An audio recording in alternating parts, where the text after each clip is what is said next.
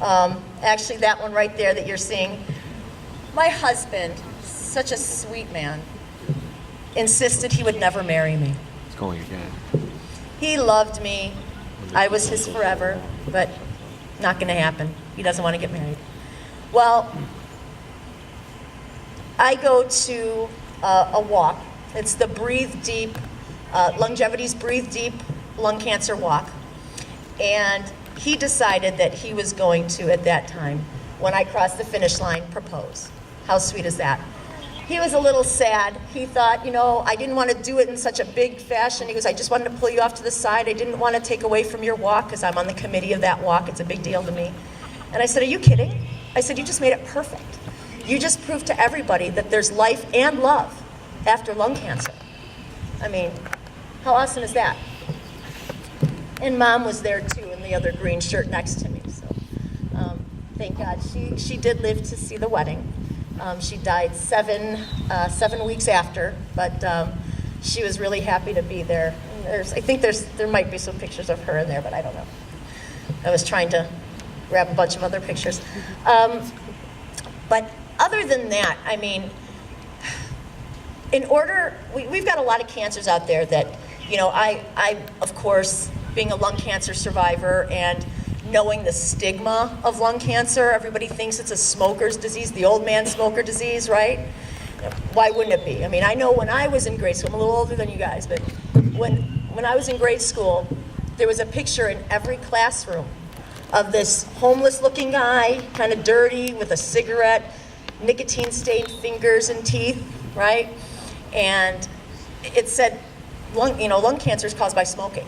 So, of course, we all believe that. Well, now we know that it is not the old man's smoking disease. As a matter of fact, would you guys believe, remember I asked you those questions earlier? Lung cancer kills almost twice as many women as breast cancer each year. Twice as many women as breast cancer. Okay? Regardless of smoking history, it doesn't matter. Okay? 60 to 65% of those people who are diagnosed with lung cancer are non-smokers. Now, non-smokers does consist of those who have never smoked and those who quit decades ago. Okay? But that's a big deal. And as the number of people smoking declines, more non-smoking young women are developing lung cancer. So we've got to keep that in mind. All right, we've got to push for more funding for that and more funding for other cancers. I mean, breast cancer is fantastic what they have done. I mean, how many of you guys have done the breast cancer walks and worn pink and done things for breast cancer, right? It's a big deal. It's because people made it a big deal.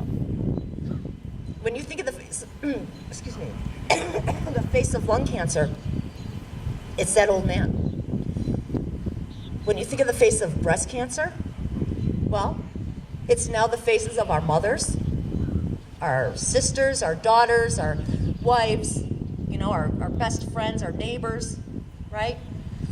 They made it personal, so people care. This is my daughter. This could be my wife.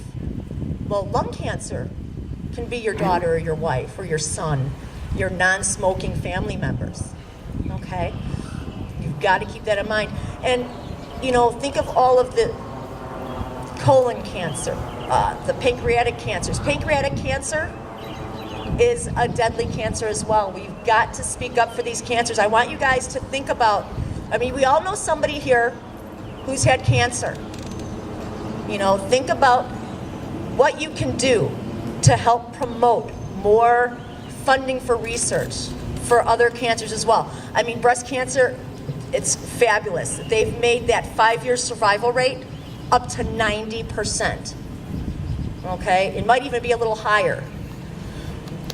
But they did that because people stepped up and made somebody do something. So those other cancers as well. If you're a breast cancer survivor, your family, it runs in your family, go, give, do, talk.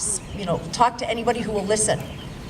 Whatever cancer it is, that's what we're here for.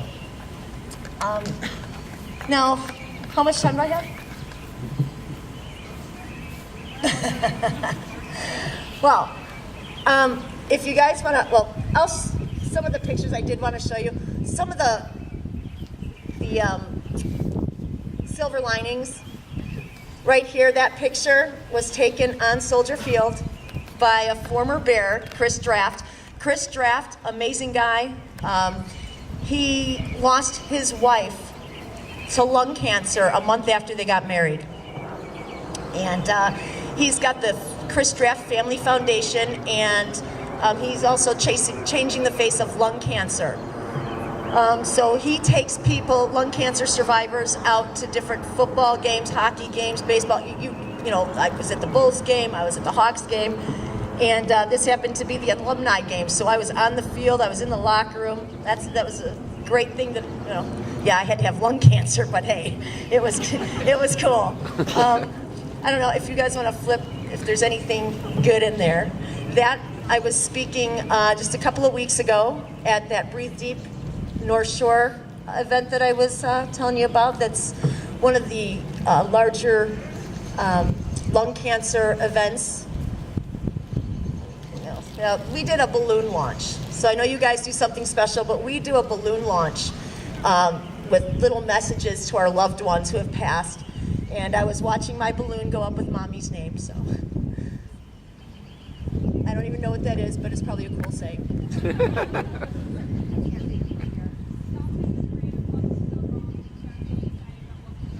Yeah, just little things that I found to be inspirational. But if you guys want to throw up that one picture, there it is. So I told you about longevity, and they have this event. And every year I go, it's the National Survivors Hope Summit for lung cancer survivors, patients, and their caregivers. This year it was the 7th one, it was my 6th. This year we had 340 survivors and caregivers. There were only a few of the caregivers, I think 300 survivors. But it's in Arlington, Virginia. And there's a bridge, it's about a mile long, that goes into Georgetown, and we make the trek every year. A bunch of girls, you know, we go ahead and we do that. And from the beginning, there were times that my mother couldn't go. She'd have a wedding that weekend or just whatever, she couldn't go. But she made me promise, because we have lots of pictures while we're there. I mean, we just have a blast. She made me promise I have to take her picture with so she could still be in all the pictures at the event. So I do that. Well, we decided that we were going to take that walk. And mind you, she's been gone now for 8 months. But that was our thing, and I brought the picture with, and people were taking pictures with her picture. They're all excited. Mom's still here. And we were walking along the bridge, and we were like, "Oh, we got to take a picture." And I went, "Oh no, I don't have Mom's picture." So when the picture came out, I saw that, and I decided that, now these are all lung cancer, my lung cancer sisters. And let me put this down here. So my poem, I thought I'd share it with you, because I just wrote it and I thought, why not? And it's called She Was There All Along. I carried her picture all weekend long, thought it was the only way she'd be with me where she belonged. On the table I set her between me and Dad. In a picture from last year's summit, I remember the fun we both had. She made me promise several years ago that she would still be in photos even when she couldn't go. Her photo was as popular as she was in the flesh, with each caregiver and survivor so easily they would mesh. Walking the bridge into Georgetown was a thing to do each year, but after only the first time, it became too much for her to bear. On our yearly small group trek, we decided to stop in the middle of the bridge, a perfect photo op. It was then that I noticed something was wrong. Her picture wasn't with us, but Mom was there all along. Why do I say this? How do I know? Next to me on the Hope shirt, you can see her light glow. I'm feeling much better. Her limitations are gone. For the rest of my life, with me, she'll walk on. Thank you. So I don't know how many of you believe that, but I'm telling you what. That was so cool. And there's, a lot of people think that you're not young when you get, when you get lung cancer. It's like an older disease, for older people. But a couple years ago, I buried a girl who missed her 21st birthday by 3 days. Lung cancer. friend of mine who survived quite a long time got lung cancer for the first time at 18. It can happen. And sometimes there are no warning signs.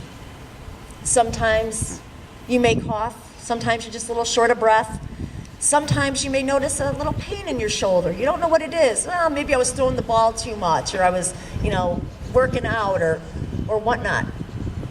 Something's not right. Get it checked. I know you guys are young, and your doctor will be like, oh, you got asthma, or oh, you got... If something's not right, you guys need to be your own advocate, okay? If something's not right, tell your doctor something's not right. Tell anybody who will listen. Just because you're young, and you may not smoke, and you don't have the typical risk factors, whatever cancer it may be, whatever illness it may be, your bodies tell you when something's wrong. Listen to them, and make your doctors listen to you. And there was another picture, really, really quick. Flip through. It's a picture of a bunch of people. Wrong way. Oh, that was my softball team. Just trying to see. No. Oh, but you know what? Can you go back? I did do something. One more. That one. I just did that yesterday. My mother, during my treatment, would tell me, tomorrow will be better, when everything was going to hell. And the next day would not be better. And she would say, no, tomorrow will be better. And I finally said, Mom, when the hell is this tomorrow coming? You're lying. Well, finally it came. With the love of my life, the 8 years I shouldn't have been given, and the love you, Mom, was from my last birthday card. It was actually her signature, so that meant a ton. I think there's another tattoo in there. I got one on my other arm from my dad. Well, that's my dad. And that's Chris Draft, who brings us to all this stuff. But, I don't know, is there other tattoo picture on there? The other one didn't show? She went backwards. Make the play cry later. So I've got one on both sides. And that's the grandfather who also passed away. I was an ugly baby, so don't look too close. But, and there's me and Mom. But, yeah, thank you guys so much for your attention, and